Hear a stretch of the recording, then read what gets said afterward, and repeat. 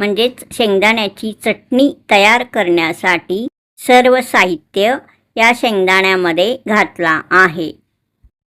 हा बघा, हा सर्व साहित्य एकदम चांगल्या प्रकारे दिसत आहे। शेंगदाणे चटणीचा पूर्वतयारी आता झालेला आहे। आता शेंगदाण्याची चटणी तयार करून घ्यायचा आहे। शेंगदाण्याची चटणी तयार करून घेण्यासाठी एक मिक्सरचं भांडं मी येथे घेतलेला आहे।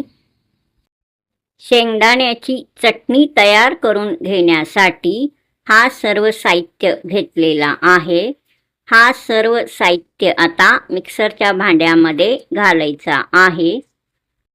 हा बघा, आता मी घालत आहे। थोडा थोडा करून झारीने हा सर्व साहित्य मिक्सरच्या भांड्यामध्ये घालायचा।